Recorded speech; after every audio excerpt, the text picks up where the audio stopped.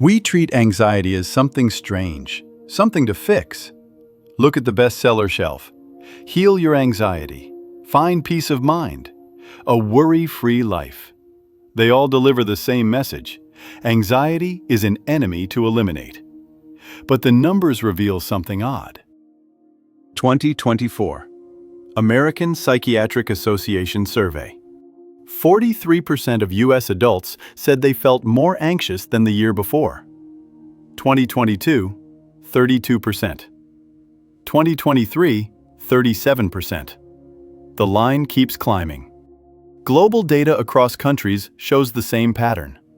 Between 1990 and 2021, the number of people living with anxiety disorders increased by 77%. There is a tool called the GAD-7. It measures anxiety on a scale from 0 to 21. By this measure, nearly half of people under 30 live with at least a certain level of anxiety. Half. So the question has to change. Is anxiety really abnormal? Or is our way of looking at anxiety what is wrong? Imagine walking alone across the African savanna 60,000 years ago. A bush suddenly rustles. Your brain reacts instantly. Your heart speeds up. Your muscles tighten. Your breathing turns rough. Your whole body enters alarm mode. That is anxiety. There might be a lion behind that bush. Or there might be nothing. It could be wind. But the brain does not gamble. It assumes danger first and reacts. Evolutionary biologist Randolph Nesse called this the smoke detector principle. Think of a fire alarm. A little smoke from cooking, and it screams. It is annoying. But we do not lower its sensitivity even when it bothers us. Why? Because the cost of missing a real fire is too high. If there is no lion and you run, you waste a little energy. It is embarrassing, but you survive. If there is a lion and you stay still, you die. You lose every future chance to reproduce. Your genes disappear. Natural selection made a clear choice. Better to trigger hundreds of false alarms than to miss a single lethal threat. That is why we were built to feel anxiety. A study published in 2018 showed something striking. It tracked 2,657 people across 3 generations. Anxiety level and number of children formed a U-shaped relationship. People who were extremely anxious and people who were not anxious at all both had more children than those with average anxiety. Ancestors with high anxiety protected themselves and their children through extreme vigilance. Ancestors with low anxiety took risks and acquired resources. Both strategies worked. Evolution did not remove anxiety. It preserved a range of anxiety levels because either strategy can be advantageous depending on the environment. If you want to know what a life without anxiety looks like, look at a real case. Patient SM. She is a woman whose amygdalae were destroyed on both sides by a rare disease. The amygdala is the brain region that handles fear and anxiety, so she cannot feel fear. When researchers showed her snakes and spiders, she did not feel fear. She tried to touch them. She did not stop even after warnings. Real life was more dangerous. She faced an armed robber. She lived under the threat of domestic violence. She did not run. She did not ask for help. Without fear, defensive behavior did not appear. She became a victim of crime again and again. She was repeatedly exposed to situations that threatened her life. This is what a life without anxiety looks like. The anxiety we feel is not a brain malfunction. It is the brain working fiercely to keep us alive and safe. But there is a problem. Our brain was designed 60,000 years ago. Back then, threats were clear: predators, starvation, physical attack. When danger appeared, you fought or ran. When danger disappeared, the tension released. Modern threats are different. Stock swings, entrance exams, being passed over for promotion, climate crisis, social media reputation. They are abstract.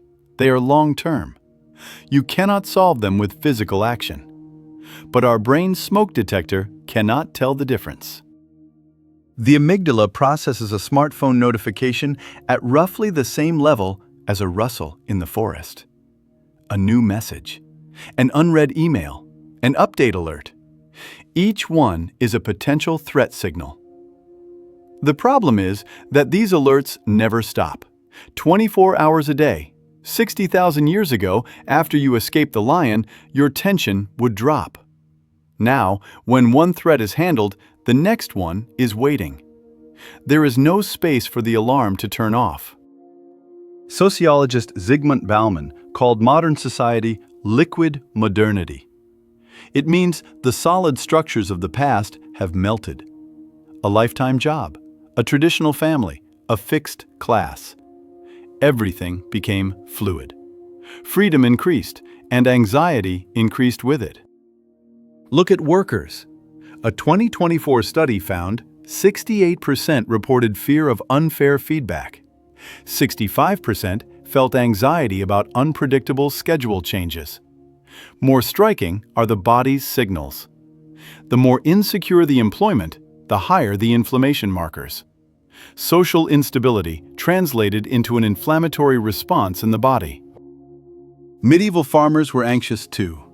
Famine, disease, war. But their anxiety was concrete. Will this year's harvest hold? Can we survive the winter? Modern anxiety is abstract. Will I still have a job in 10 years? What about the climate crisis? Will I be ready for old age? The brain did not evolve to process threats like these, so it overloads. Stress hormones keep flowing. This is evolutionary mismatch, an ancient brain colliding with modern civilization. So where is the line between normal and where treatment is needed? Look at psychiatric diagnostic criteria.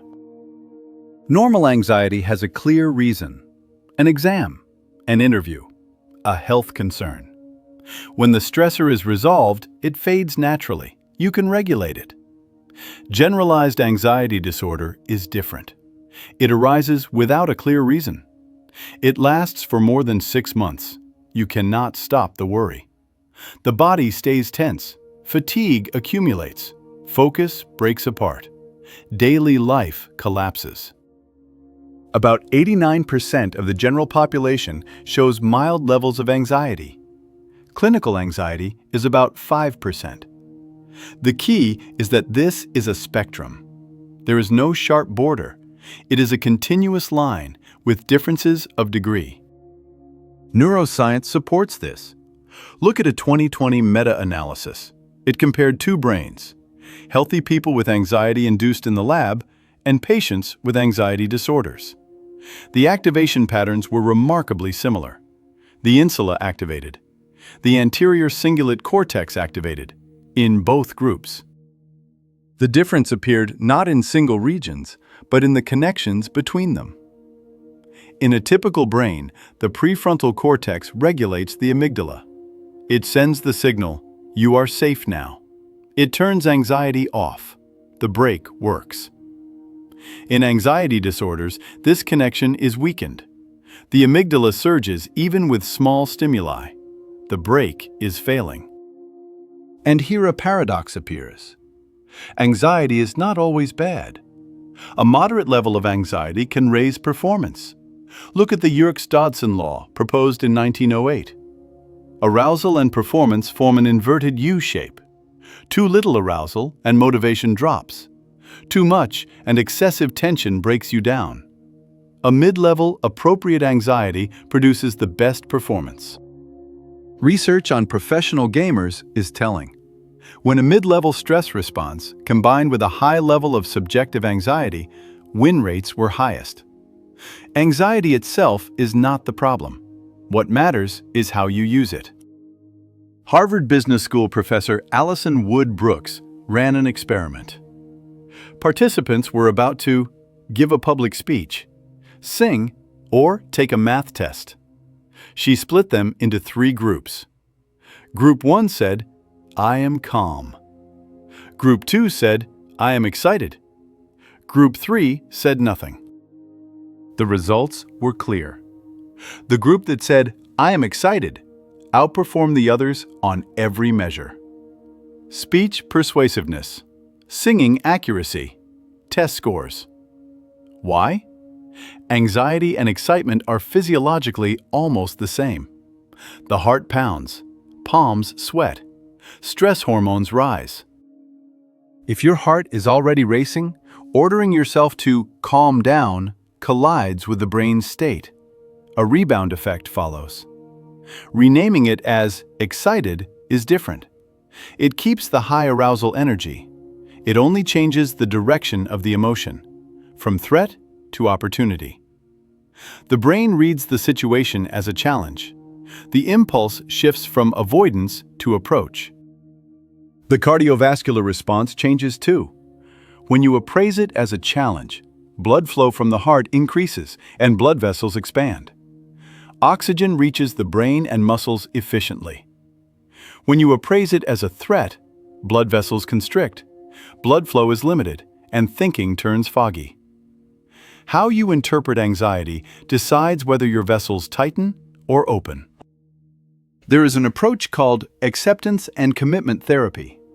It does not fight to eliminate anxiety. It accepts anxiety as it is, and it still acts toward a life aligned with what you value. The core is psychological flexibility. Even when the smoke detector rings, it does not waste energy trying to shut it off. It keeps the alarm on and does what matters. Meta-analyses show this approach is as effective as traditional cognitive behavioral therapy. It is especially strong in quality of life and living by values. 60,000 years ago on the savannah, our ancestors survived because of anxiety. They anticipated threats behind the bush. They triggered hundreds of false alarms to avoid one fatal mistake. Our anxiety is a sign that the brain is functioning normally. Of course, modern society is complex. The gap between an ancient brain and modern civilization is large. In front of abstract threats, the smoke detector overloads. But we still have a choice. We can try to eliminate anxiety, but we will fail. Evolution has already carved anxiety deep into us. Or we can reinterpret it. A pounding heart is not a signal of threat. It is a signal of readiness. Sweaty palms are not fear. They are focus. I am anxious becomes I am excited. This is a threat becomes this is a challenge. Anxiety is evidence that we are alive. Evidence that we can imagine the future. Evidence that we have something that matters. So the question has to change. Not how to get rid of anxiety, but who is using this anxiety and how? What kind of society makes people this anxious? What is our anxiety trying to protect right now? Is it real danger or danger that was manufactured? When we can ask these questions, we are no longer slaves to anxiety. Maybe our problem is not that we feel too much anxiety, but that we tried to erase it too quickly. From here on, will we fight anxiety or will we read it?